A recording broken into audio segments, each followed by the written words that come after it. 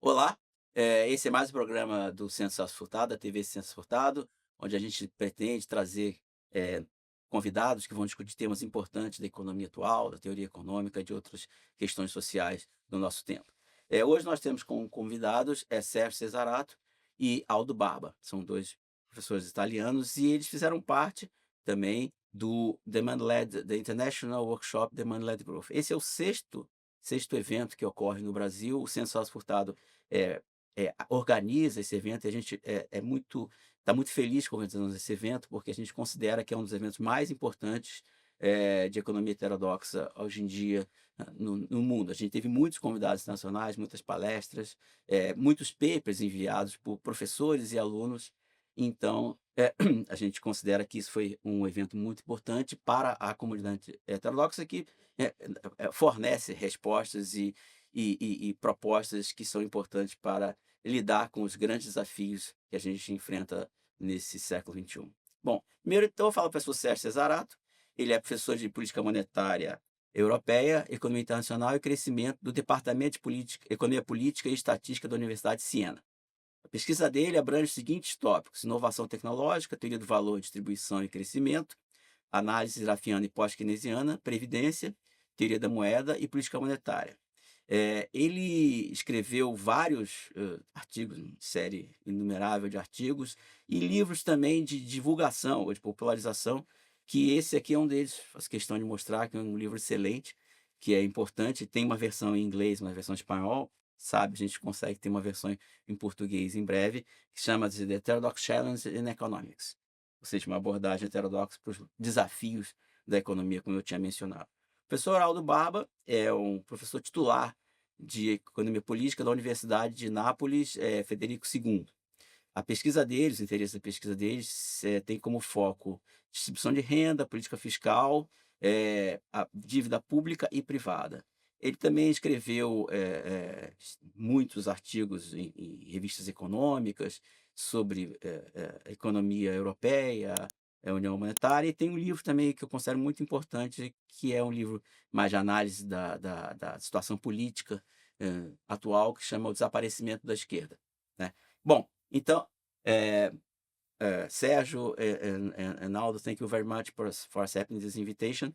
And we're talking about the fiscal policy, specifically the fiscal policy and the European Union. The first question, Aldo, is the European Union was created under the framework of fiscal rules with the Maastricht Treaty in 1992. These rules focus on public debt and budget deficits, setting reference values for member states. Specifically, they require the budget deficit to remain below 3% of GDP and public debt below 6% of GDP. The Stability and Growth Pact, signed in 1997, further operationalized these rules to coordinate fiscal policies within the Economic and Monetary Union. What's the rationale behind these rules? Um, uh, I think the idea at the beginning was the fact that in some way the European Union was a sort of federation, and in a sort of federation, it's pretty normal to have rules for the fiscal policy of each single state of the federation. As a matter of fact, even in the US Federation, state debt has to be financed through taxation and going to the market. So this was the basic idea, and in this sense, this is quite common to every federation. But there was a peculiarity in the European case, because the European Union is not a real federation. So you have, in any case, states, and there is no federal state above the single state. So that rule has a logic in the sense that try to segregate the behavior of the central bank for the public finances of each single state. But in the European context, it has a perverse effect. It's something that you can see clearly when you think about the weight of the fiscal budget of the European Union Federation. It is equal to zero. There is no fiscal budget. All the fiscal policy is in the hands of each single state. So you have a very strange situation in which you have a sort of, at the state level, a sort of a public debt which is not municipal and not even a truly state debt. So with this premise, it was clear since the beginning that the role that all these rules were going to play was not just to segregate the central bank from the public finance of each single state, was to impose a neoliberal turn to the management of public finance in the whole Europe, because there was no other way. As I said, at the state level, it was supposed to be the right thing to do, but only if you have a federal budget. But we do not have a federal budget, so you had to do austerity. So this is, I think, the starting point. Behind this point, there is the original sin of the European Union, which is the idea that you can start a political process from the central bank, from the money. You can start some sort of political process of unification, moving first on the field of the money management of the central bank. Okay, Sergio. Yeah, I totally agree with what Aldo said. My lectures on the European fiscal and monetary policy, I use a lot of great paper by Aldo and Giancarlo De Vivo. They have these concepts of a complete, incomplete monetary union, and Europe, the European monetary fiscal union, is certainly an incomplete monetary union. What do Barba we mean by complete and incomplete? As Aldo said, the Maastricht Treaty rules, I mean, this constraint to the public budgets at local level, national level in Europe makes sense because, I mean, these local states are not baked by, not behind a central bank. So, I mean, it makes sense that you have some fiscal, as we have within federal countries or in Italy, regions have to be fulfilled. But then Europe stops there. What you have in truly federal unions, you have a single central bank, a local state that had to comply to fiscal rules, but then you have a federal budget, which is practically not existent in Europe. And the fiscal budget takes care of the economic cycle, cooperating somehow with the central bank, because I mean, you cannot look at fiscal and monetary policies in isolations.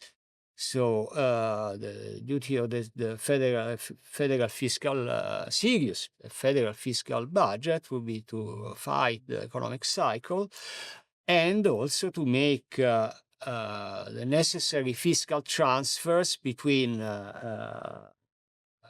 the local states in order to rebalance the per capita income and in the union.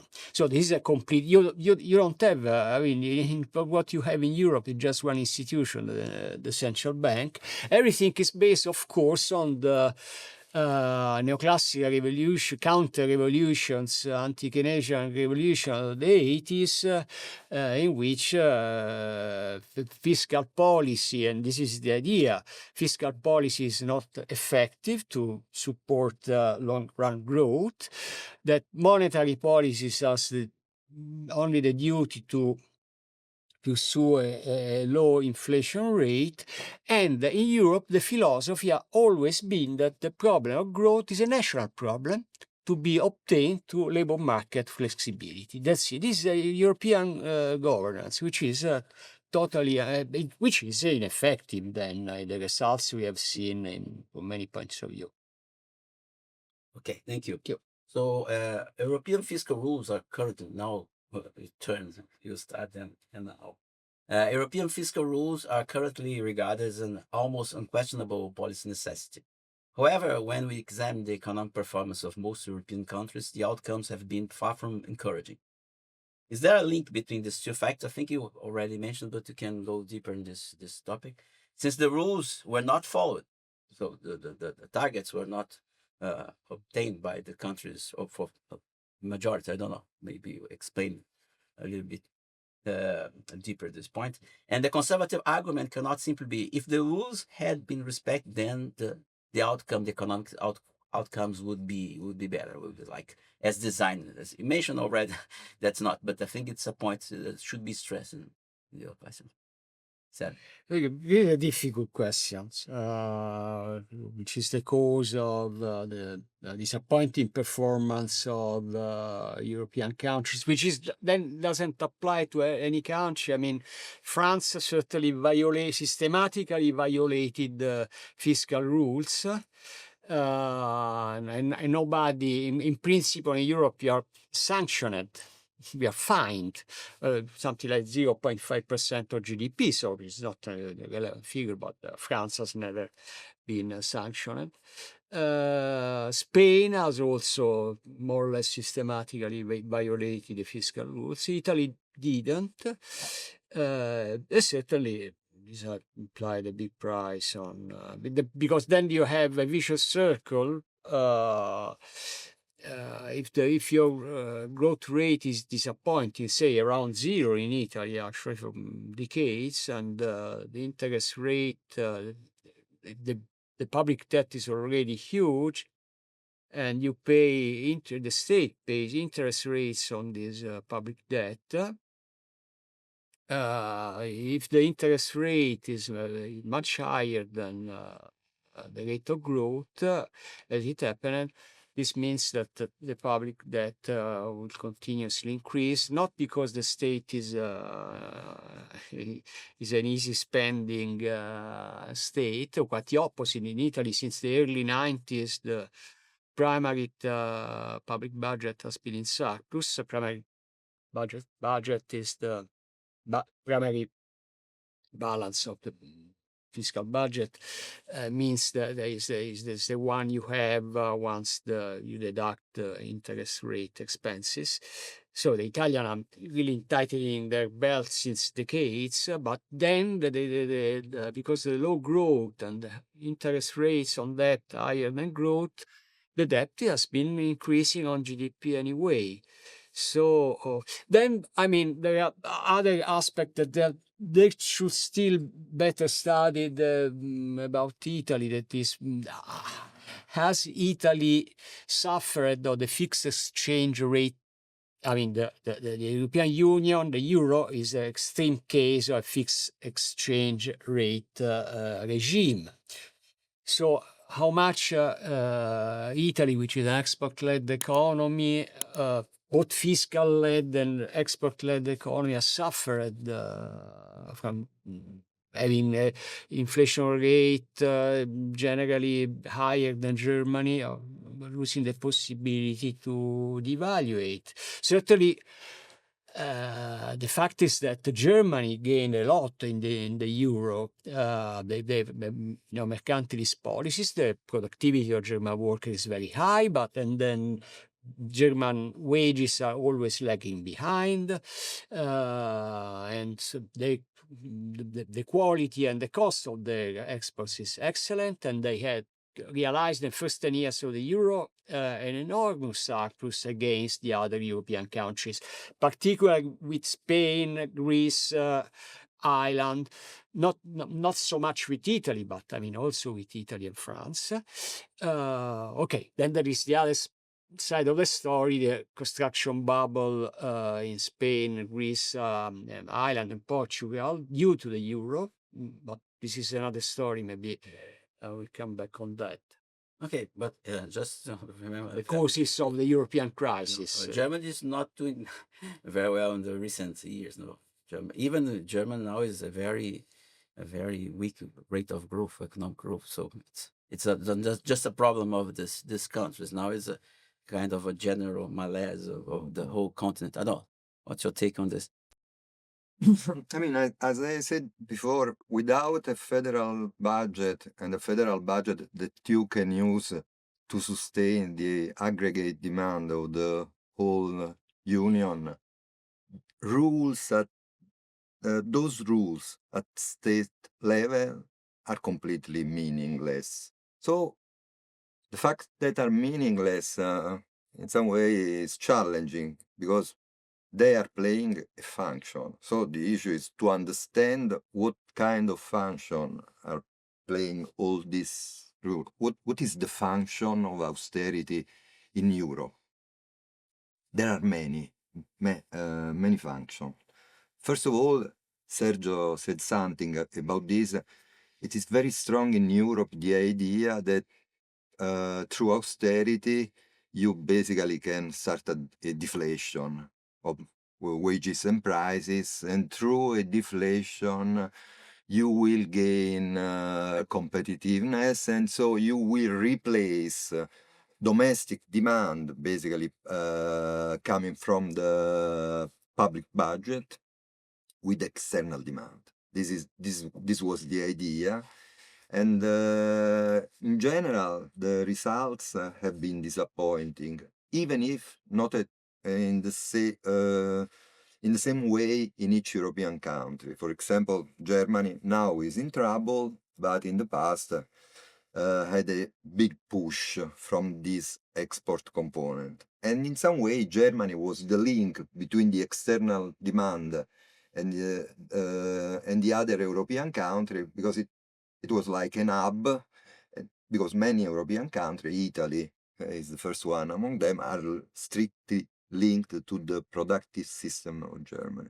So this is one point. There is another point which is really important, because austerity and all the pressure towards austerity given by this rule was very important in order to sustain the privatization process. Many public firms were sold in Italy, but not only with the idea that you had to make money in order to put your public budget in order. And this is in Europe, this was really, really important. There is a third function which is purely redistributive, regardless the issue of competitiveness. Austerity means two things. You can raise taxes or you have to lower public expense, but nobody wants to raise taxes. I mean, it is politically too costly. So it means cutting public expenditure. It means cutting public wages. It means cutting public services. Then there is a last point that I would like to stress, which is not so much related to the conflict between wage and profits, but it is related with a sort of conflict among the different European countries. Because the function of austerity is also this, because the central country, let us say Germany, but not only, can use austerity as they will, in the sense they, through austerity, they can control the political choice of each single country. And this was pretty evident in all the spread affair. The central bank is jumping in order to give every country the same level of the interest rate. The central bank is not jumping in. Greece was something pretty clear. I mean, something that means if I can control the interest rate, I can control what's going on in your country. And this is very important. And now, I agree with you, the situation is changing because all these export-led growth goal of the European Union, I mean, now there are this sort of geopolitical protectionist waves. So in Germany, they are starting to think to move back in some way, to try to change the regime, to move back to internal demand. And up to now, the only idea that is on the table is military expenditure. And that probably there will be a conflict between the military expenditure and the welfare Yeah, expenditure. it's clear since right now because since there are the austerity rules, because the austerity rules are still there, Yeah. you have something that is very diabolic because in order to expand military expenditure, on the one hand, they are saying, okay, we have to cut hospitals, we have to cut pensions, and so on. So it is something that is very well conceived. Yeah, but in a continent there has been so many movements, radical from the right, maybe it's not a very good mix in terms of politics. But we'll come back to this point in the later ask a question. Okay, let's talk about public debt a little bit. Public debt is a key feature of modern monetary economies, for sure. And they are in several rich countries quite high. I have some data here. For US is 122.5%, and UK is 104%, Japan is 234, Italy is 137, France 116, Germany is lower than that. But anyway, you have several countries with very high debt to GDP ratio. And why is there, one might say, such an obsession with its supposed negative effects of high ratios of debt to GDP? Obsession, the conventional or orthodox obsession with like decreasing those ratios. Let us start from the reason why it is an obsession, in order to understand why, in another sense, the public debt GDP ratio has to be managed. It is an obsession because they are talking about some limit of the public debt GDP ratio that when it is reached, very horrible things happens. But there's no limit at all. We can see this clearly in the case of Japan, in the case of country. I mean, they started to say that in the protocol, 60% was the limit. As a matter of fact, it was not the limit. It was a way to obtain public surpluses. Now, in the US, they said that 90% was the limit. And now they are saying that maybe 110% was the limit. There's no limit at all. There's no limit at all. Because until the public debt GDP ratio can be in some way managed through the proper combination of fiscal and monetary policy, the ratio can grow. So this is the first thing to say. And in this sense, it is an obsession, and in some way it is functional to the plan that is obtain austerity, which is a strong argument, because when you talk to people about the public debt, everybody has private debt, is in debt, so everybody is leading to think that it relates. it is a real problem. It is a big problem. Yeah. So let us put aside this aspect. There is an aspect instead which is an important aspect, because public debt is a powerful redistributive machine, and this redistribution goes in the wrong direction. So if you have very high public debt with a very high interest rate, in some way you have to use some money from the taxes in order to pay the interest rate. And since the progressivity of the tax system is going down, basically this means that you are taxing the poor in order to pay the interest rate on the public debt bonds, which are mainly in the main of the rich people. And this is a problem. This problem is big.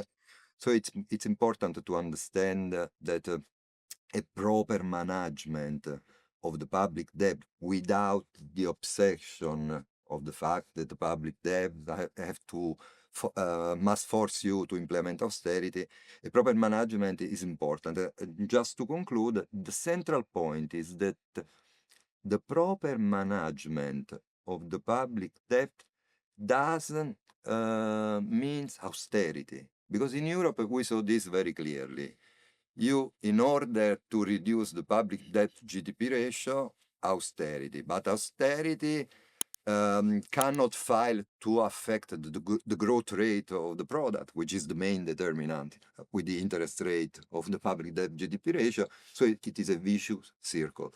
that can be a virtuous circle, because it may seem paradoxical, but an expansionary policy, a deficit policy, can be the best way to reduce the public debt, to take under control the public debt GDP ratio. Yeah, just to mention, because you're in Brazil, the distributive effect is quite strong. We have like in normal years, 5% of GDP we pay that for interest payments, and last year was 7.5%, very high level. So it's not a problem of the level, but sometimes the combination of the size of the debt and the interest rate. Because they interact. The central point is the gap between the interest rate and the growth rate and the debt GDP ratio, which is the amplificator. Yes, we have the dynamics of the debt is more related to the difference of rate of growth interest rate than the everywhere is the same. Sergio. Sure. No, I agree. I mean, certainly the beginning of the 2010, 2011, the Alberto Alesina's expansionary austerity was still popular. The idea that through austerity you reassured the financial markets, and financial markets reassured, but this a rebalancing stance of national governments, buy bonds at lower interest rates, and this would help the adjustment of public finances. Is clearly failed. In Italy had almost a coup d'état in 2011. Agreed by the Draghi at the ECB, the European Commission, and the Italian President of the Republic, the formerly communist leader Giorgio Napolitano, and that appointed a technical government, so to speak, to implement austerity policies. Berlusconi was kicked away.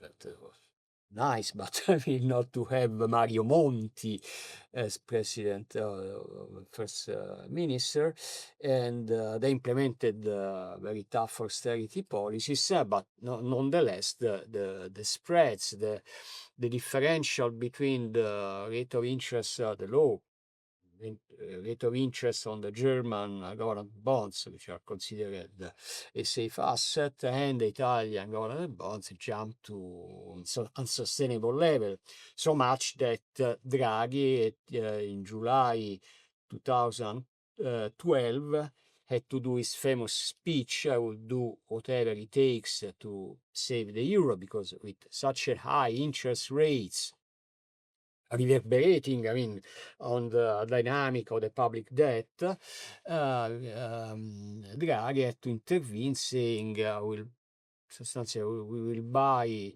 Italy with such high interest rates, and to put the dynamic of the public debt on an unsustainable growth path. I mean, that of course, I mean, we are very tolerant of any level of, there is no natural limit, the ratio of public debt, but I mean, you cannot be on an unsustainable path.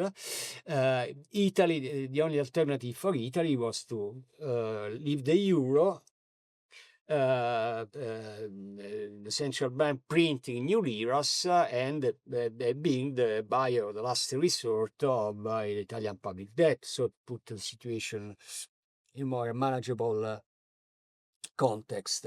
Of course, there are many difficulties for a country to leave the euro, technical difficulties. We might say something about that. Draghi acted, said, no, it will be the ECB that will act, don't leave the euro, it will be the ECB that will act as a buyer of last resort of the Italian public debt, and he didn't buy anything, but the interest rate fell to slightly more tolerable level, but I mean still very, very high. And we must pay also attention on the fact that the ECB with the agreement of the Commission, subordinated the intervention to Italy signing a memorandum of understanding about the continuation of austerity policies. So, I mean, they are intervened by, but, the austerity, not in the direction of abandoning the austerity policies or they are really reducing the interest rates and so permitting more expansionary policies. Later, he did more with the quantitative easing.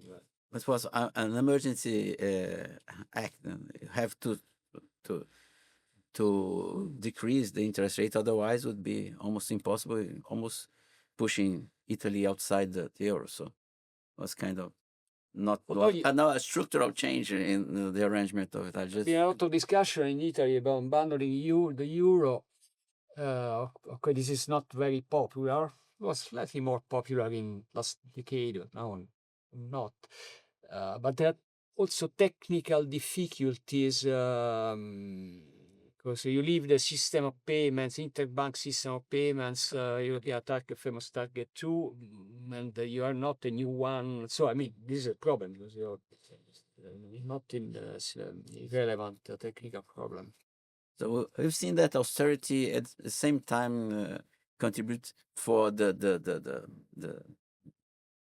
way that Europe is growing, is very low. That the behavior of European economies has been affected by austerity, and at the same time, the fiscal results are not very what the austerity measures were supposed to generate, because, as we mentioned, the problem of low growth and interest rates sometimes high, and the dynamics of the debt, and even the aggregate deficit is moved by this generated by this mismatch between growth, which is low in great measure because of austerity policies, and the interest rates set up a dynamic of debt that is not exactly what austerity meant to reach when they propose all these rules.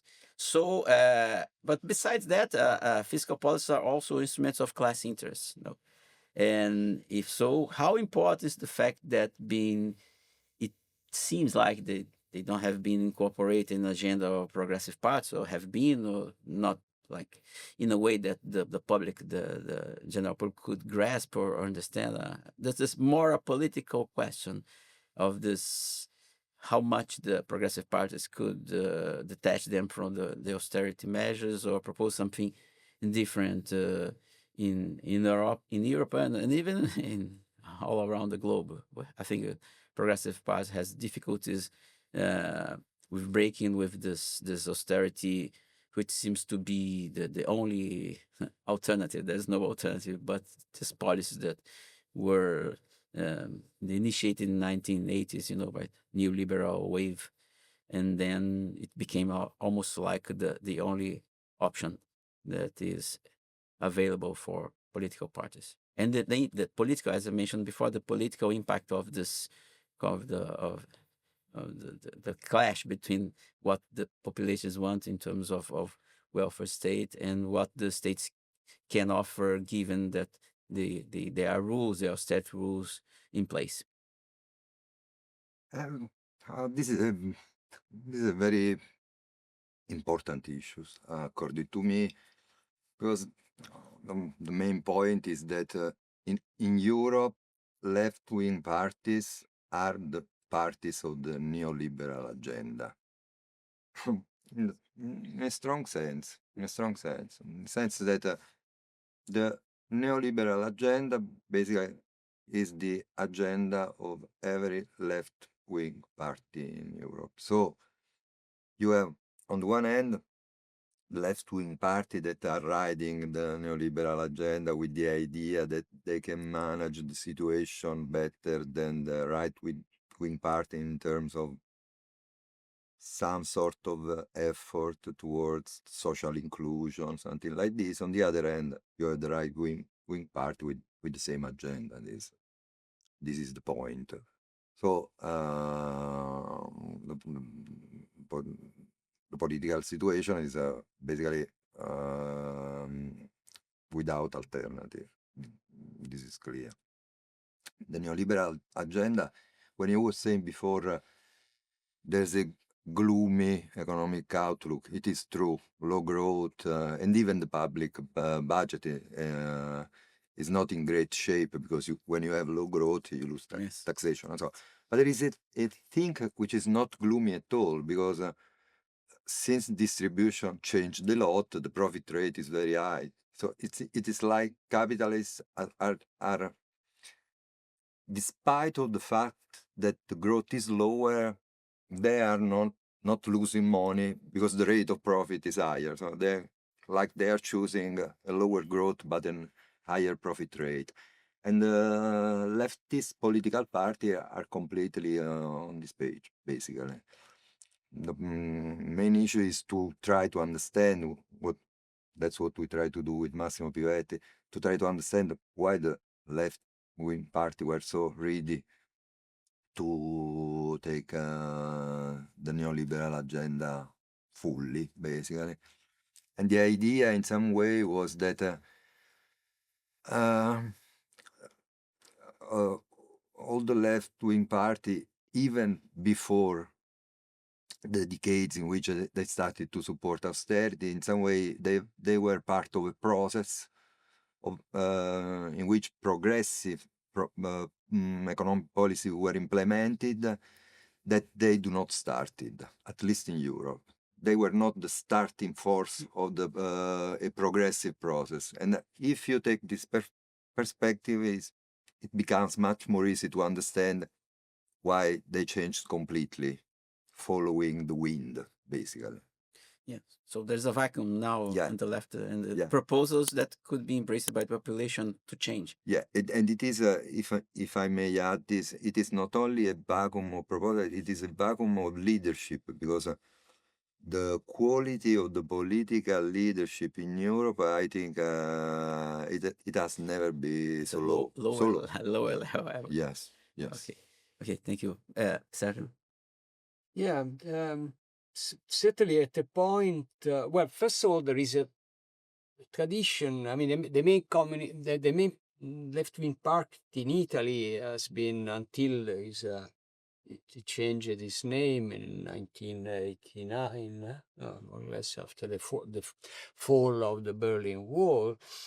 Partito Comunista Italiano, they had traditionally had very conservative point of view in political economy. I mean, because they were still a revolutionary party, I mean, hoping for a revolution, maybe through a democratic transition, but to socialism, they were always wanted to show themselves as moderate in terms of, medium-term political economy. So you want to reassure that they were not didn't want the tough, too strong class war, and funnily, it's the same Napolitano who is the president of the Republic appointed Mario Monti at the technocratic government at the beginning of the last decade. He was the leader of the right wing, very influential in economic policy, was the leader of the right wing of the Communist Party.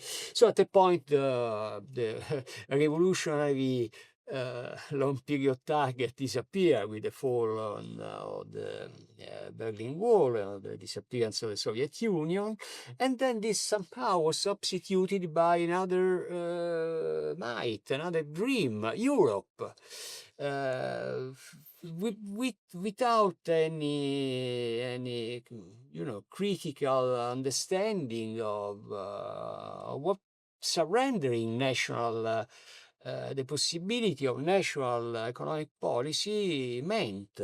Somebody, some French intellectual said that in Europe, the word, the expression neoliberal policies was very unpopular, and so the word Europe substituted for the in ambiguous way, of course, and disguised what it was actually an instrument to implement neoliberal policies.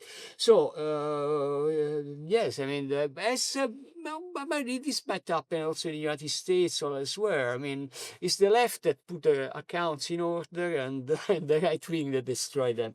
I mean, in Italy there is a class war. I don't know where we have not anymore big capitalists in Italy. We are now a really second-class capitalism.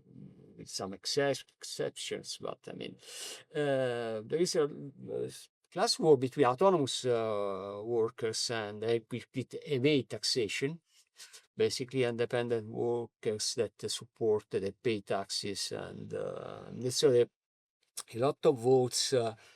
The right-wing parties, Meloni, this post-fascist government in Italy, they get a lot of votes from the autonomous self-employees because they tolerate tax evasion, and anyway they use taxation on them.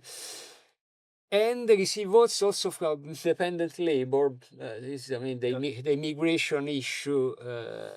On the one hand, the immigration issue, on the other hand, the fact that the working class is paying more in terms of taxation and is getting less from the state. So this is the most perverse effect of austerity. Even the working class is starting to move against the state, which is increasingly perceived as an enemy. And this is something... certainly the left is seen as an enemy. Yeah. And with the military expenditure, it probably gets worse. Yeah. And so you can see, you can hear in Italy, in Europe, people from the working class against taxation because maybe they had to add a private health insurance to the public one, and they started to say, why I had to pay taxes to support the public one. This is really scaring.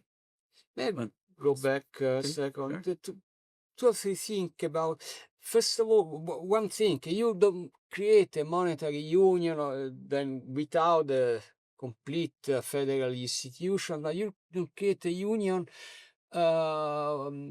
with the main economy being an export-led economy, because I mean Germany should have been the locomotive of Europe, but I mean actually Spain or the construction bubble in Spain, in Greece, etc., were the locomotive of Germany. So this is a disaster. Europe as a whole, I mean, is absolutely an export-led economy. I mean, Europe should be one drivers of the world economy. Instead, is so I'm not just justifying the crazy or unreliable policies by Trump, but I mean, there is a point that Europe behaves as a mercantilist entity, and this is not good for the world economy.